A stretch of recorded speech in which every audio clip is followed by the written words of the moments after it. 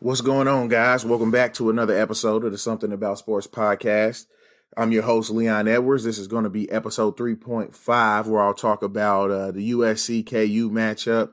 I'll talk about that season in review as a whole and just going ahead and putting a bow on KU season. This will probably be the last time I go in depth on Kansas basketball for a little while, just because it'll be off-season stuff. I know there'll be some small things that happen throughout the off-season, like transfers and commitments and stuff that I'll briefly touch on, but this will probably be the last time I at least dedicate the majority of an episode or substantial time to Kansas basketball for a little while. Not only because the season is over, but because this is probably going to be very painful to talk about anyway. And then I'll hop into some Chiefs stuff, and then I'll probably just cover those two for today. I may touch on a little bit of Royal stuff. There was an update on Bobby Witt. He's going to start the season in the minors, which is what I predicted earlier, even though he tore it up in spring training. He's just a young guy with not a lot of experience. That was the biggest story that I wanted to follow up on for the Royals. And if I think of something else after I get done with the Chiefs, I'll chime in on it. But I just haven't been as in tune with the Royals during this spring training as I should have been and as I normally am, just because I've been a lot more in tune with what's going on with the NFL free agency and the Chiefs, and then of course March Madness, and then getting into this, just trying to focus on different sports as well. So I can't put as much time into the Royals as I normally would. So as the season gets going, as we get a little bit more in full swing, I'll definitely be a lot better about keeping up with the Royals, keeping up with what's going on, and making sure I can provide some content on the Royals as well for those baseball fans that I have that want to listen to that. But first and foremost, I need to go ahead and just address the elephant in the room. I wish I had some circus music or like some clown music or something. I have to figure out a way to maybe get a drop in here that can just say I'm an idiot or I'm a clown for whatever I said maybe at some point. But I got to address that because I definitely did not see this KU game going the way that it did against USC. I'm still shocked by it, and it's been a week, and I'm still shocked. It still completely shocks me that the game went that way.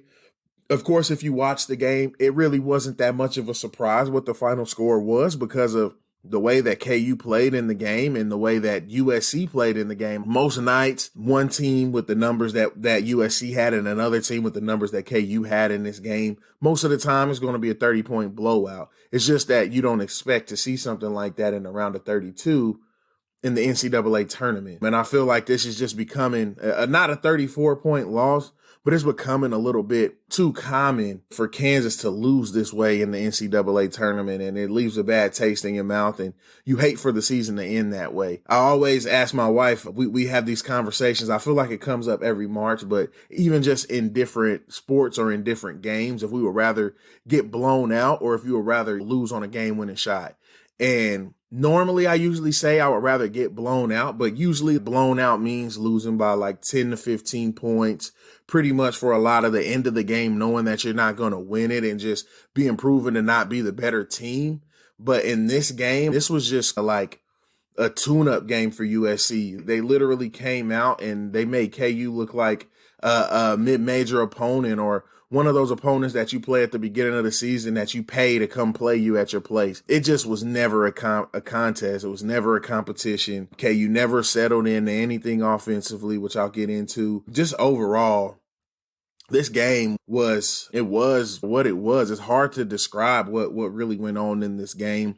A lot of the things that I started talking about being a little bit more givens and being a little bit more consistent, they just didn't happen in this game. And the defense that KU was showing early in this season, well, not early in this season. Early in the season, the defense wasn't really great. And then they, down the stretch of the season, got a lot better, and that became their calling card. But that defense wasn't really on display in either one of the tournament games. I mean, you thought it was a little bit more about just what those Groves brothers were doing for Eastern Washington. But even in this game, the defensive confidence didn't seem there. I think COVID affected this team a little bit more than we wanted to believe, just because with Jalen Wilson coming back and only being able to play 9 minutes, never really looking comfortable. David McCormick never really looking fully comfortable in this game. 5 points. I don't remember the last time he had less than 10 points in a game. It seems like it's probably been a little while since that happened.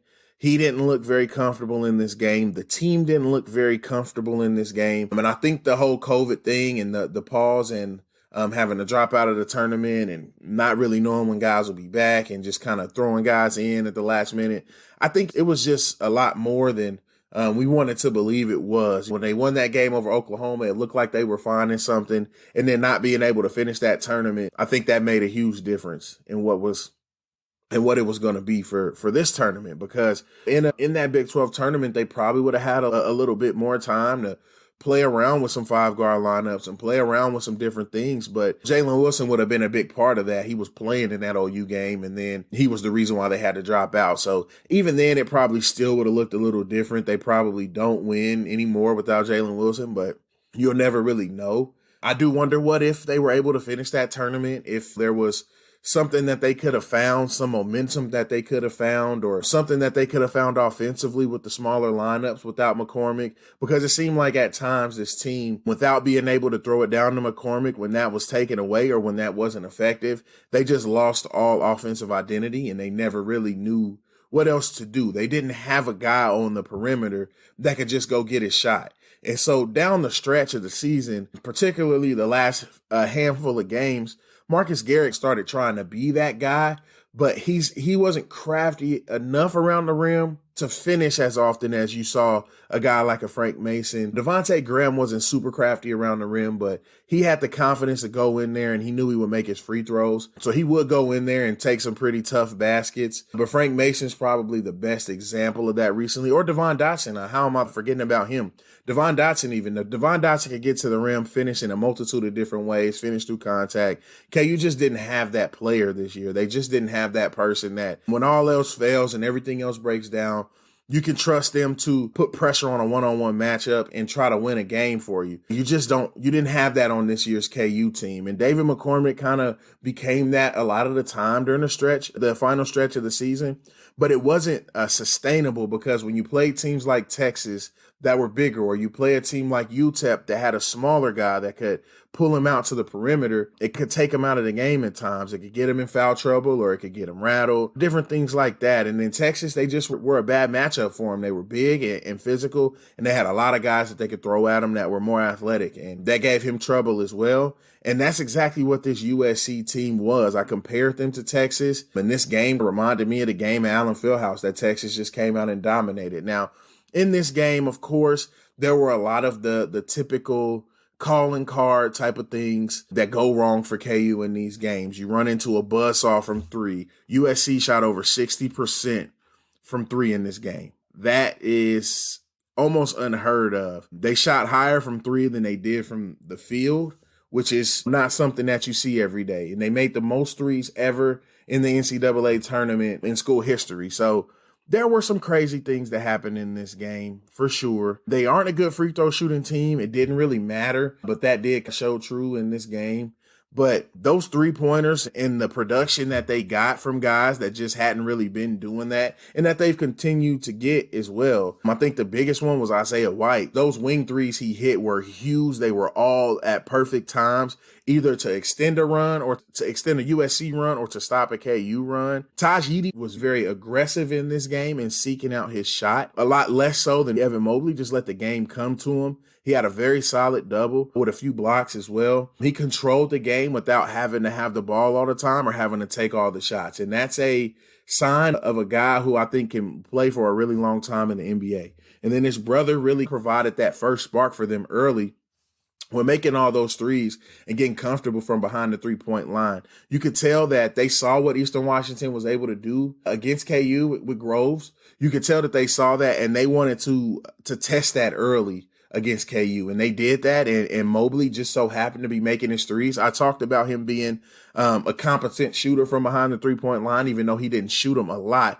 He was a close to 40% shooter on the season. So I did talk about him having the potential of giving KU some trouble stretching the floor.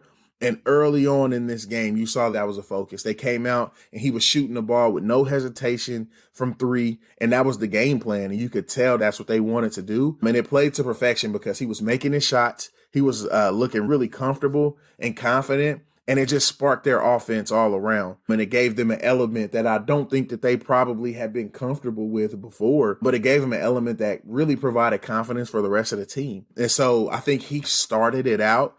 And then his brother carried it through there, just being that facilitator, being that guy that they could go through and being that constant threat. I will say that Marcus Garrett, I commend him for the job he was doing on Evan Mobley early in the first half. He did end up getting in foul trouble, which is actually another kind of calling card for these types of losses for KU in the tournament. You see a team shoot crazy from the field. You see a team shoot crazy from three. You see a guy who, a la Frank Mason, a la Devontae Graham, who doesn't generally rack up a lot of fouls. You see him start to rack up a lot of fouls or even foul out. I believe in Devontae Graham's case against Villanova in the Elite Eight matchup, I believe that might have been his junior year, Frank Mason's senior year against Villanova. I'm pretty sure he fouled out of that game, which is not something that he does regularly. And so you did see that as well. You saw Marcus Garrett pick up a lot of fouls in this game, which really isn't something that he ever does. And he does defend aggressively, but he knows how to stay out of foul trouble for the most part. But in this tournament, in both games, you saw him struggle with that. So I wonder if that was just something of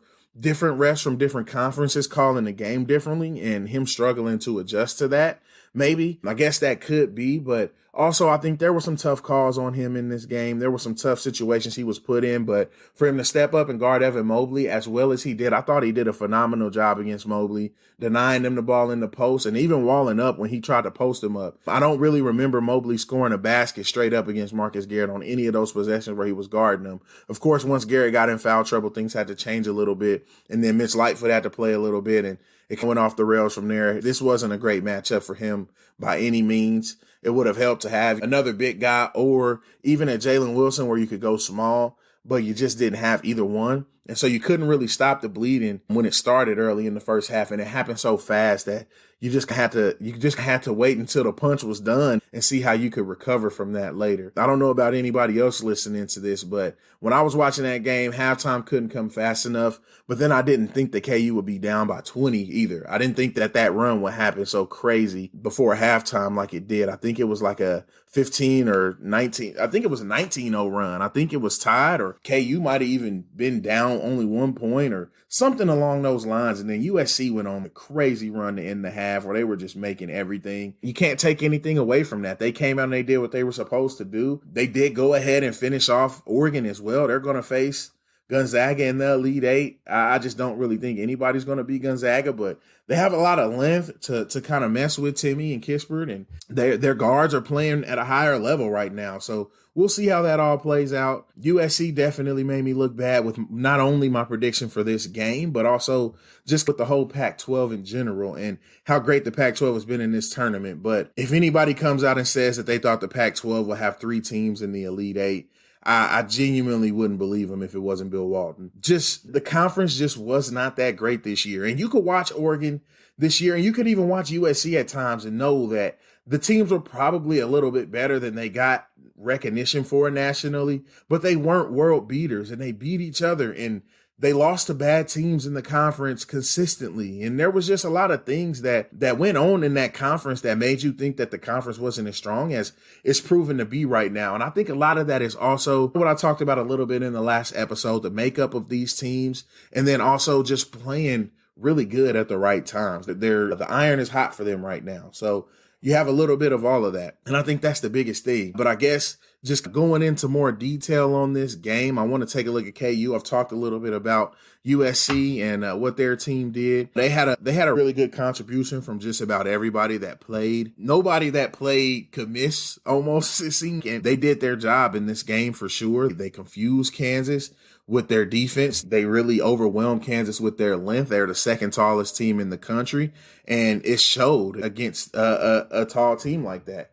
And that's something that Kansas has struggled with. Texas was that team that swept Kansas in the regular season. They were the only Big 12 team to do. And that was the reason why, was because the length and athleticism of Texas was really a bad matchup for KU. And they didn't really play good against those types of teams this year. They didn't have a overwhelmingly athletic team. They don't really even have great athletes anywhere on this team. Marcus Garrett's a decent athlete. Ochai Agbaji's a pretty good athlete, but he doesn't really have that athletic game that attacks in the half court or attacks downhill. So he doesn't really overwhelm you with his athleticism, but he does have a little bit of athleticism. And nobody else really in the main rotation is just a superior athlete, and they can go out there out-athlete a team. That's something that happened to KU a decent amount this year. They got out-athleted, they got out-talented, and that's what happened in this game. I said we could bank on getting a decent chunk of points from Ochai Agbaji, a decent chunk of points from David McCormick, and then they immediately came out and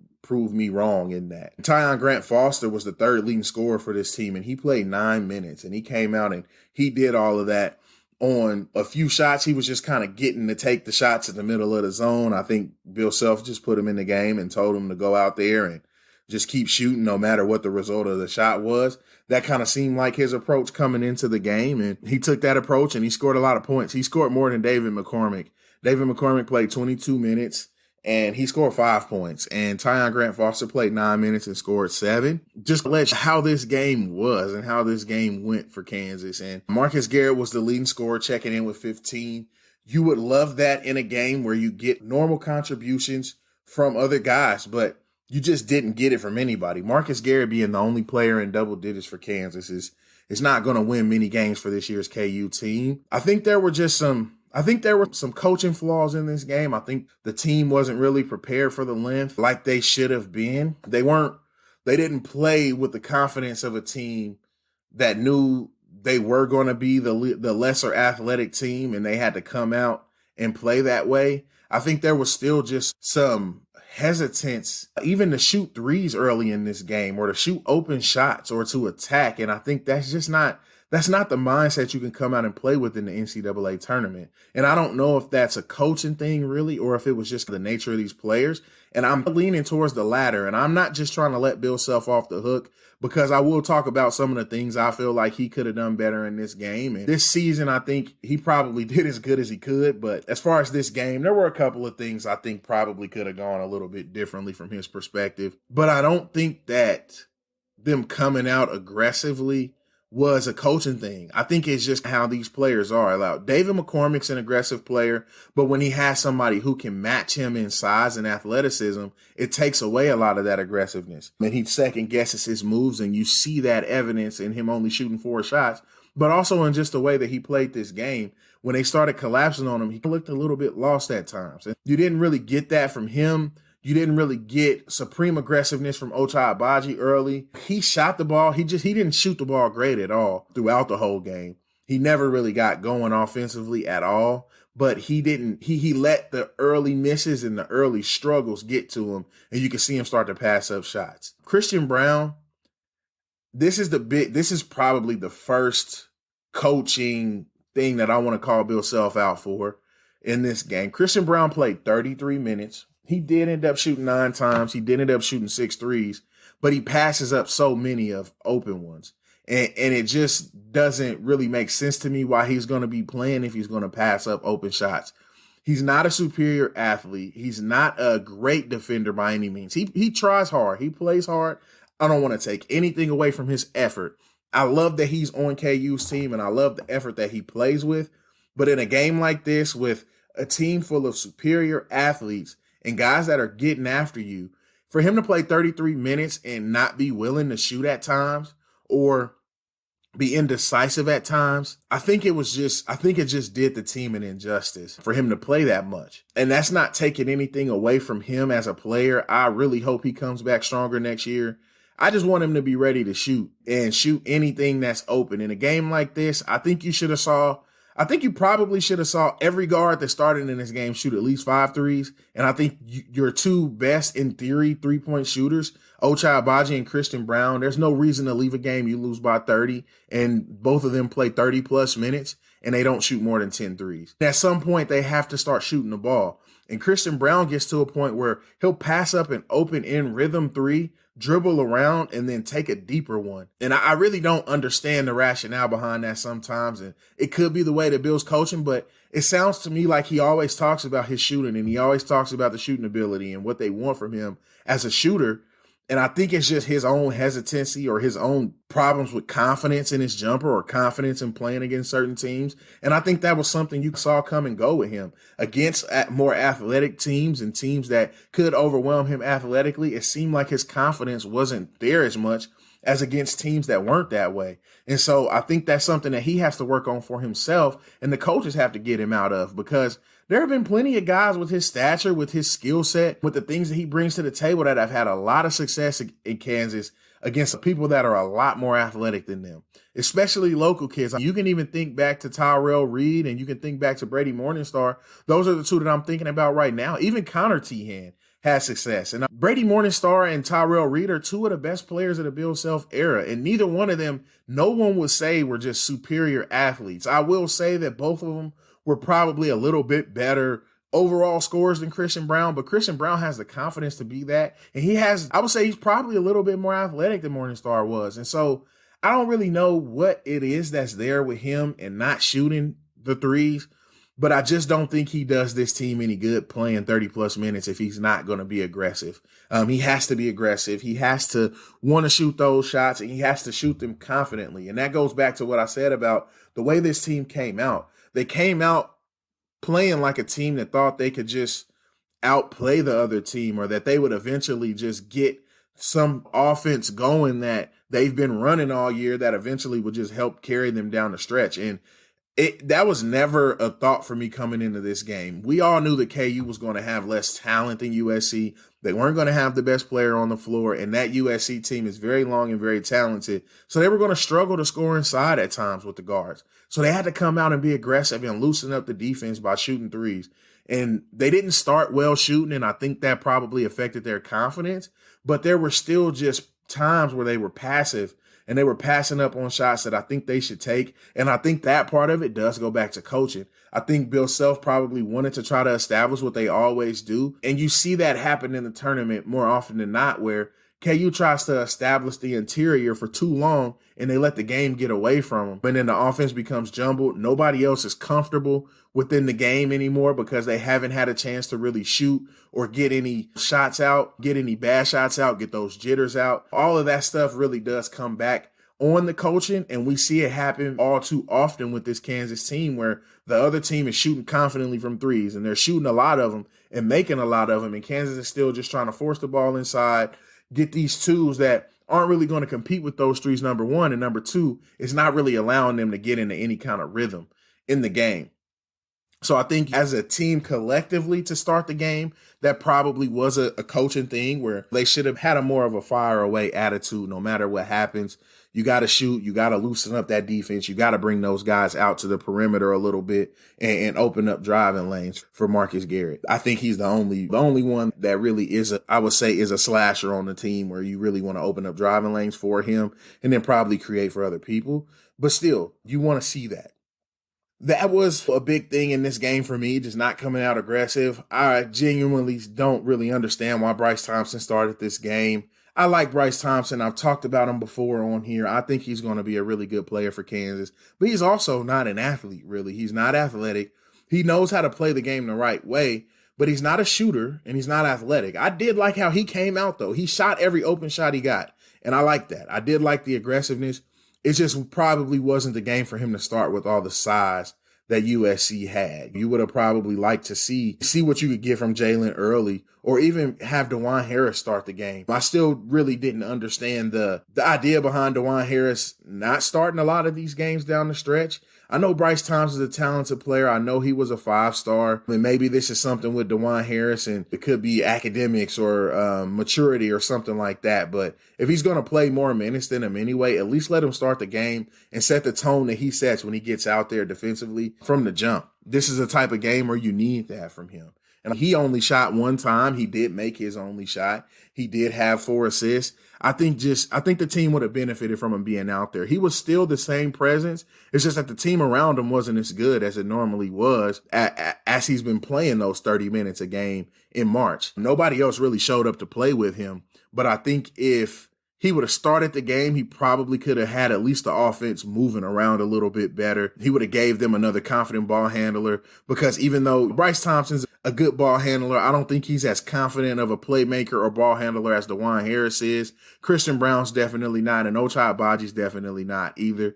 Both of those guys, you probably only want them catching it for straight line drives or for open jump shots. So neither one of them are going to really create how you probably will want to see a player create off the dribble. And DeJuan Harris can do that, and he can create for others and also for himself. I would have liked to see him start the game, or even for the team to go big and maybe start Mitch or see what you could get from Jalen Wilson early. I just didn't really understand that, with especially going against a team where, like I said before, you probably need to come out as aggressive and as carefree offensively as you probably have had to for a while. And I think DeJuan Harris is the one who allows that. And also with Marcus Garrett being the scorer he's been lately, you really want to see him be able to score and play off the ball a little bit more and focus on that. I didn't really understand the Bryce Thompson decision. I thought that was a miss by Coach Self, and I think he figured that out fairly early. Bryce Thompson only played 15 minutes. He didn't make a big impact on the game. He didn't score at all. He did shoot his open jumpers, which I am thankful for. I just wish he was a little bit better at that.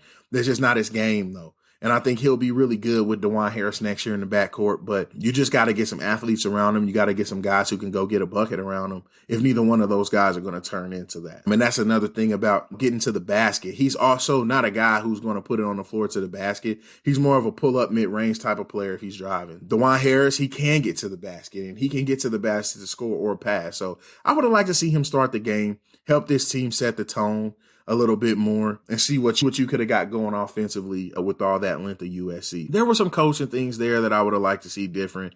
Mitch Lightfoot was completely overwhelmed in this game. He didn't really belong in this game, and that's not anything against him as a player or his effort. He plays hard. He always plays hard. He always comes out and gives it his all. It just wasn't the type of game that he was going to be effective in, and that showed very early in the game and in his time on the court, I should say. And that showed very early in his time on the court. He had to come in. David McCormick did seem gassed. He had to come in and play, and things went off the rails. And you couldn't go through him offensively. That just wasn't – they tried to throw it down to him, but it's just not his game, especially against a team like USC. And then defensively, he was never going to keep up with those guys. He struggles as well with perimeter bigs. And so he was never going to keep up with them. This wasn't a Mitch Lightfoot type of game. I don't think he really even needed to play the 11 minutes he played. I would have liked to see the team go small in those minutes. It just wasn't the type of game where you want him in there. And then Tyon Grant Foster, you know, Coach Self talked a lot about him getting a chance to play. We hadn't really gotten to see it. It was good to at least see him come out, be aggressive, make some shots. It would have been nice to probably have that earlier on in the game, I would say, than when he did end up checking in. And so I think those are things that, and he kind of has hinted at that throughout the season, that he's got to come out and he's got to do the small things consistently outside of the games. He's got to defend and he's got to know his assignments and those types of things to be able to get on the court. And he said it all season that he just hadn't shown the consistency in those things that he wanted to see from him to trust him to play. And so he did call him out before the tournament started. I think that probably also has something to do with probably thinking McCormick wasn't going to be back or be able to play his normal minutes. But still, you would have liked to see him get a shot to play more, especially in a game like this. He's an athletic kid. He's an athlete. He's a scorer. He probably could have helped at least spark him. He did have a spark. And if you think about him coming in and scoring those 7 points in the first half instead of in the second half when the game's out of hand, you probably could be looking at a totally different game. And so that's just a thought as well, giving him a chance to play. I honestly might not even be surprised if he ends up transferring out of the program, just because it seems like maybe what Bill Self is expecting out of him to go this full season and not really see any progression, because I don't think Bill Self was bluffing in the preseason about him being a contributor and being a really good player. I think he likes him as a player. I think he likes what he can bring to the table, but it just seems like he might not be doing the things that Coach Self wants to see out of him before he plays consistently. And if the whole season has gone by with that, with him already being a JUCO transfer and the transfer portal being what it is now, I wouldn't be surprised to see him transfer out of the program. I wouldn't be surprised to see Enaruna transfer out of the program as well. He's in that same boat. I did think that Tristan Enaruna seemed like he was finding his footing there towards the end of the year, and then he just stopped playing. So maybe he does come back and get a chance to play. I don't know what that'll look like next season with everything else, but I do think that he does come back and get a chance to play if he wants to come back. I don't really anticipate anybody on this team being gone except for Marcus Garrett. I know there's been some chatter about Ochai Agbaji potentially going to the NBA draft, but I just don't see the value in him doing that. I don't think he showed enough outside of being a streaky shooter this year to be a draft pick. And I don't anticipate him getting drafted if he does go. He didn't really attack the boards with a lot of effort. He didn't really play with a lot of effort outside of shooting threes this season. I thought there was a joy to his game and a workman's-like approach to his game before this year that I think was missing. So I don't know what that entailed. I don't know if the team just wasn't as good around him and it made him look worse because we expected more out of him. But I anticipate him coming back. I don't really see a reason why he should leave. Christian Brown will be back for sure. Bryce Thompson, I know he'll be back. I think he'll be a lot better with a chance to have a full offseason and start the season healthy, hopefully. David McCormick will be back. He'll probably come back and be the leader of the team next year, be the go-to scorer, the go-to guy on the team. So, yeah, he'll be back as well. I know that the class coming in isn't that overwhelming, but it'll still be good to just get an infusion of talent. The Marcus Garrett decision isn't finally made yet, but it seems like everything for him was pretty final. It seems like he's not coming back. I would imagine he does test his chances with the pros. He probably gets a shot with some NBA teams just off of his defensive skills.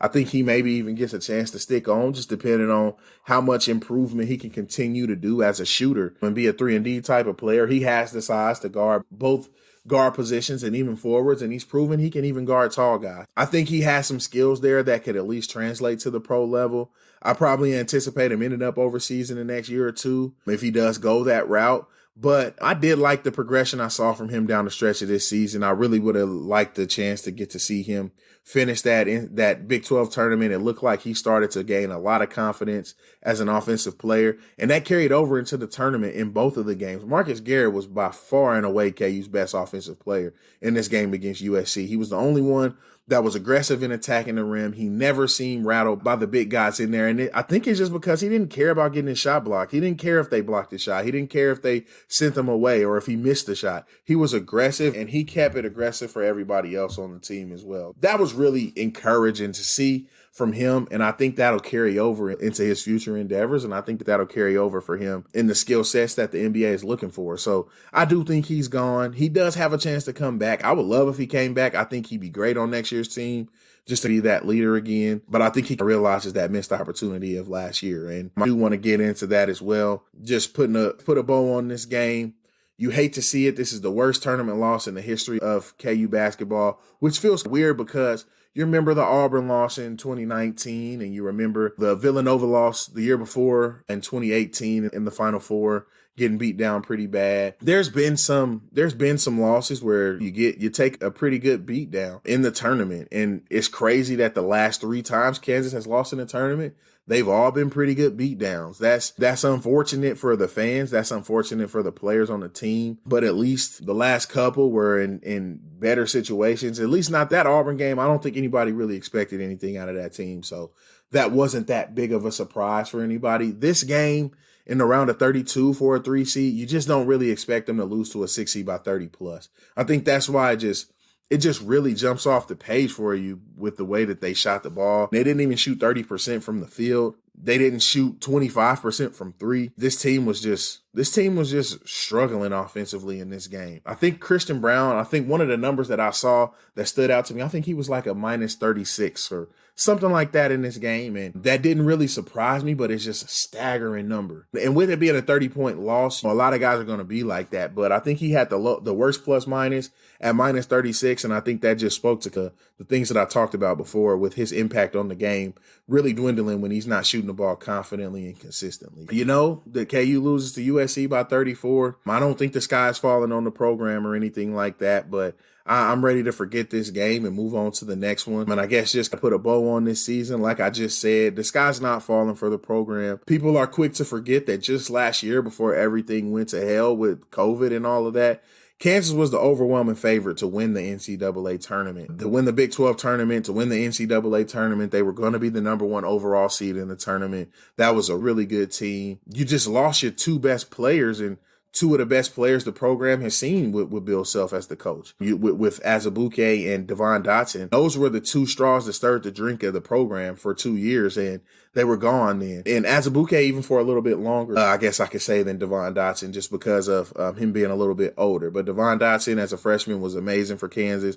As a sophomore, even better. I thought he still was a little underrated by Kansas fans and also Big 12 fans and the Big 12 coaches alike, just with the different things that he didn't get and honors he didn't get. I thought he should have been an All-American and different things like that as well. So anyway, though, that's last year. I just think that fans shouldn't be so quick to say the sky's falling on the program after having a season like that. It's just easy to forget because KU didn't get a chance. And if you think about it, the last 4 NCAA tournament results for Kansas, you have this year's 34-point loss.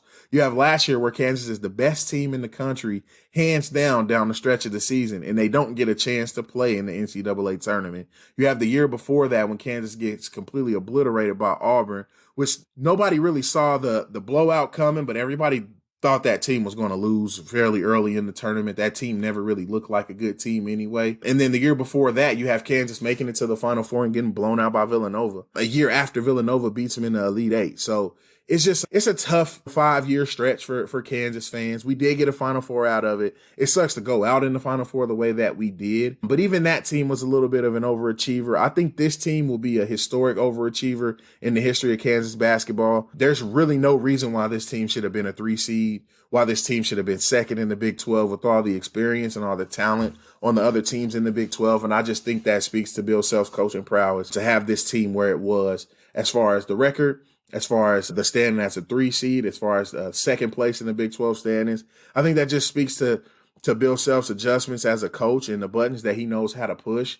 This team was never really going to be a national championship type of team, and they really were never going to be a second weekend team, and that was something that we knew, and that was something that I knew coming into this tournament, but I didn't want to accept it after they won the first game. But that was the truth about this team. They were never going to be a second weekend team. They didn't have the talent to be a second weekend team. USC came out and they proved early they were a more talented team. They proved they were the better team, and it showed. So I think it goes to Kansas being a little overseeded for the talent they had on the roster. USC was probably a little underseeded for the talent they had on the roster as well. We have to continue to roll with that. The cloud of the NCAA sanctions, that will affect recruiting until all of that stuff is taken care of. I'm not in the camp of people that thinks Bill Self's going to run. I think he's going to fight it out if he has an opportunity to. Now, it could come down that the sanctions are too big and whatever happens, he has to lose his job or he gets banned or whatever the case, and then you go find another coach. But I think if KU isn't forced into it, I think he sees this through with the program, and I think he sees them to the other side of it, and I think that the athletic department at KU will be just fine with that. So that's my take on Coach Self. I think that the recruiting will probably be tough for a little while. I think the start of that for me, what kind of signaled that, was a Jeremiah Robinson Earl. When he committed to Villanova, that was the first real commitment that just really opened my eyes. Yeah, it's going to be tough now for Kansas to recruit because that's a Kansas kid through and through. His dad went to Kansas, was beloved here. He grew up in Kansas, went to high school here. He did move away and go to prep school.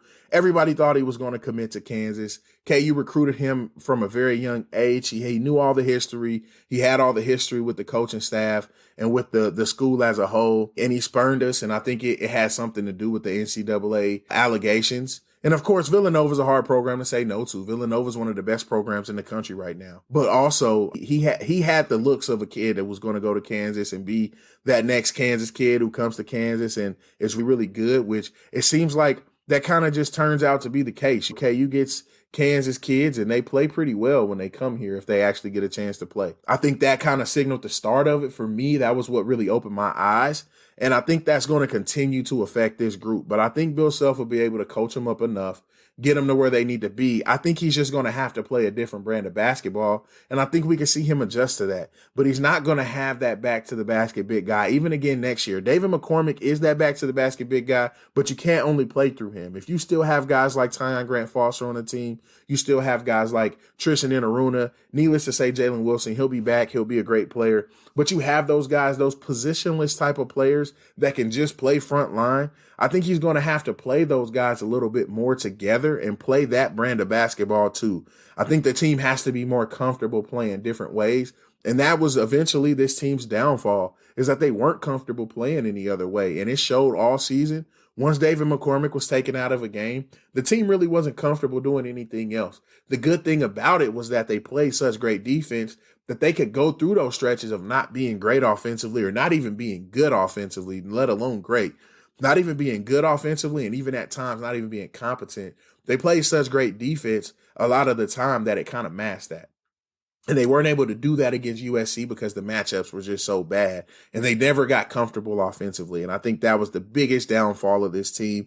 And I think that's something that I like to see Coach Self adjust to here in the near future. Kind of just with letting the guns fly again, letting guys shoot freely, letting guys have that freedom of movement, getting some positionless guys in there as the four man. And you had Jalen Wilson as that, Zv type of guy, or even Josh Jackson before that type of guy, but he doesn't even have the athleticism of those guys or the shooting prowess of those guys. So he's got to figure out ways to maximize these guys even more if we want to make a deep tournament run at some point in the near future with the way that recruiting is going. The sky's not falling on this program.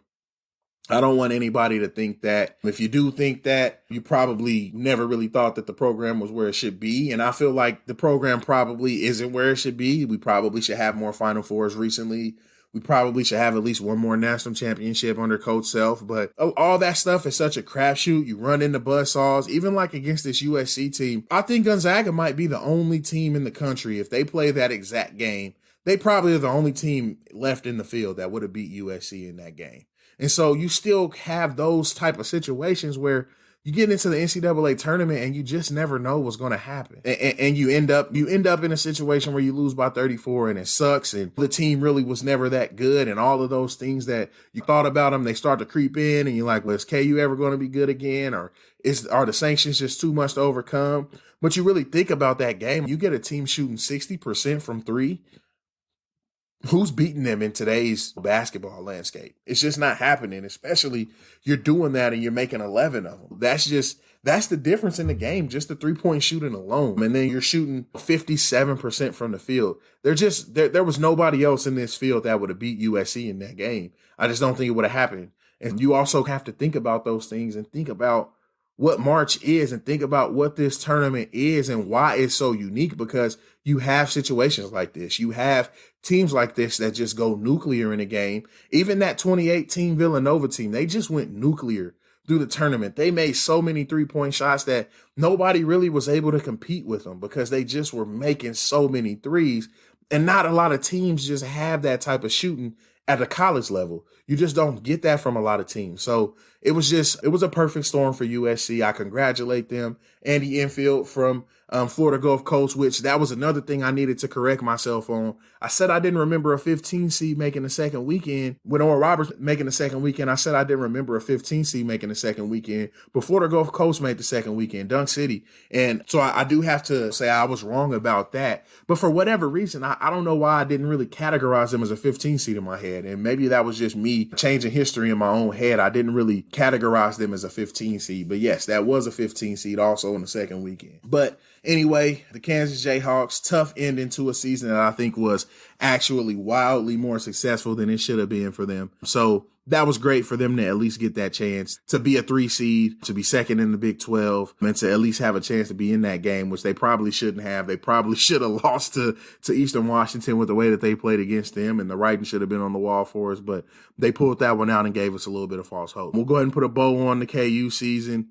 It sucked to see it end that way. It was a fun ride. That was a fun team to watch. I won't forget this team for a while, and I'm already ready to see what gets going in the offseason, what kind of recruiting we do, what kind of players we can grab, and I'll touch on those as I go through future podcasts as well. All my KU fans, thanks for riding with me through these few episodes through March, and I'll be continuing to check in on them here and there throughout the offseason. There are a few things I want to talk about for the Chiefs that I just want to throw out there and give my thoughts on real quick here. So the Chiefs are starting this take it back type of tour, and they are bringing some guys back that I don't think a lot of people thought would be back on the team. And I just want to give how I feel about it. So you got Dan Sorensen, you got DeMarcus Robinson, both coming back on cheap 1-year deals again. I think that both of these moves probably happened partly out of desperation and then partly out of just comfort. So that both of the players and the team are comfortable with one another. The Chiefs haven't really been that successful in the wide receiver market to this point. I think they've probably gone ahead and just settled in that they're going to try to get a receiver in the draft. And that's probably the way to go at this point anyway. You bring back Demarcus Robinson, you have a little bit more continuity, especially with Sammy Watkins being gone now. He's gone to the Ravens. So now with Sammy Watkins being gone, that kind of veteran guy who's been the leader is gone. So bringing back Demarcus Robinson as another veteran guy, I think it's a okay move. I'm not a big fan of Demarcus Robinson. I think sometimes he has those mental lapses that can turn a game on his head every once in a while, but I do think he'll at least be a welcome addition back. Everybody's comfortable with him. He knows the playbook. He's shown the talent level to at least be a competent receiver. I think he had his career high in receptions last year, even, which is crazy to say, even on a team with two of the best at their position in Travis Kelce and Tyreek Hill. So for him to have his career high in catches, that's a good sign. He could be improving. I would still like to see Byron Pringle get a fair look to be that number 2 or a number 3 receiver. I really don't know what they plan to do with Hardman. I don't think Hardman's a number 2 receiver personally. I think he'd be better suited as a wide receiver 3 to 4 type of player. But I don't know what the Chiefs' plans for him are, what they see out of him. So he might still technically be that number 2 and Demarcus Robinson be that 3, or Pringle and Demarcus Robinson battle it out for those snaps. But I do want to see Byron Pringle get a fair look. I don't think he's probably any better than a third receiver on a championship type of team, but he does a lot of other things well that you at least want to see him get a look. He's fought hard for the Chiefs. He's done a lot of different things for the Chiefs. I think it's time for him to at least get his honest look. I want to see that. I hope that Demarcus Robinson coming back doesn't hinder that from happening, which I don't think it will, but you just never know in these situations with the continuity and different things like that. Welcome him back. We're good to have him, but it's not something that I saw really happening. But with the way the receiver market turned out, it doesn't surprise me now that he will be back. And then also with Sorensen, same thing. He's comfortable with the team. The team is comfortable with him. I don't really think he had a market outside of the Chiefs just because he doesn't really do a lot of things great. He makes a lot of splash plays here and there. He does make some game plays type interceptions. He's around the ball a decent amount. He led the team in tackles last year, if I'm not mistaken, but he also does miss a decent amount of tackles. He misses a lot of assignments in the passing game. I think the Chiefs could have upgraded him in that kind of position. He's kind of like that do-it-all safety type linebacker type of player. I think they could have upgraded him, and maybe they still have a plan to do that. He's also a special teams ace. He's one of the captains that they have in the special teams side. So that could be why they want to bring him back, just to keep that continuity on special teams. Maybe Coach Tobe wanted to do that. And you still have a plan in place to upgrade him at that safety spot. And we'll see how that all plays out, because even when Thorhill got healthy, Sorensen was still playing a lot. And that's just because we played in that dime defense a lot, that nickel and those dime defenses where he's more of a hybrid linebacker type of player. And he still wasn't really that good in coverage, even in those packages where he wasn't always asked to guard receivers or running backs that often. So I think he doesn't really have the cover skills you want to see out of a guy like that, and I think that he can be upgraded. But I think he brings that continuity. He brings a leader. He's been in the building for years now. Andy Reid loves him. The team loves him. So it'll be good to have him back in the locker room, but I still hope the Chiefs have a plan in place to upgrade that position and get better there. And you probably can even do that in the draft as well. Either in the draft or free agency after cuts, you can find another safety or a linebacker type of guy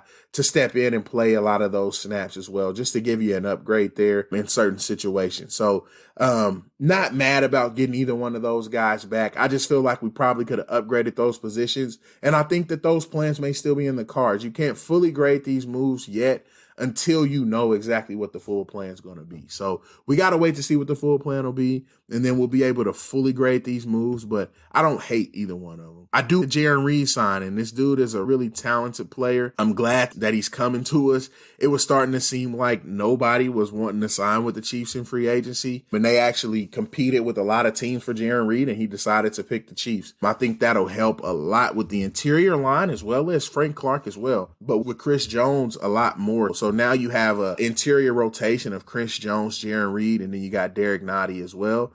And also, Jaron Reed's going to come really cheap. And he's also played with Frank Clark before as well in Seattle. So they both know each other. They should be friends, which that probably played a role in him coming to Kansas City over some of those other guys. But he did have a lot of teams offering him a contract. I think there were 8 other teams outside of the Chiefs. He did have a lot of teams that were going after him, and the Chiefs were the team that won him. And I think Frank Clark probably had a little bit to do with that, as well as just the opportunity here in KC. I'm glad we were able to sign him. I think he'll bring just another talent, some fresh blood, some fresh talent to the defensive side of the ball. I think that's the biggest thing we need, just to get some fresh talent and just get people in here that'll mix it up a little bit, offer a different look to opponents, offer a different look to even the team itself. So him and Chris Jones should be a really good pairing together, along with Derek Nottie, who's a good run stopper. I think those 3 should be a really good interior defensive line. So I'm excited to have him on the team. I know Frank Clark will show him the ropes, and I think he'll help open up things for him as well. That's a fun thing to have him there,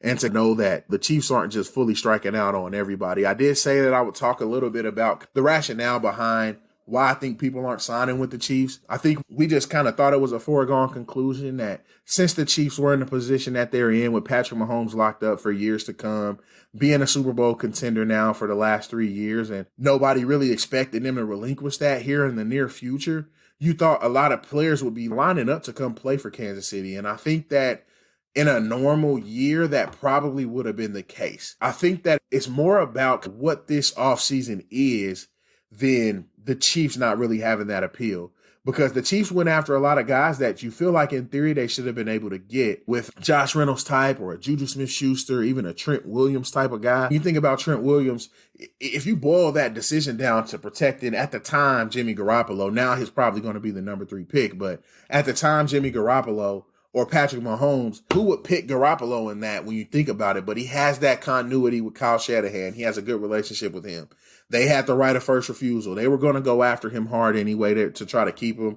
They traded capital for him, so they wanted to be able to keep him and different things like that. You knew that there was going to be some fights for people, but you thought that there was going to be some people that really wanted to come play for the Chiefs.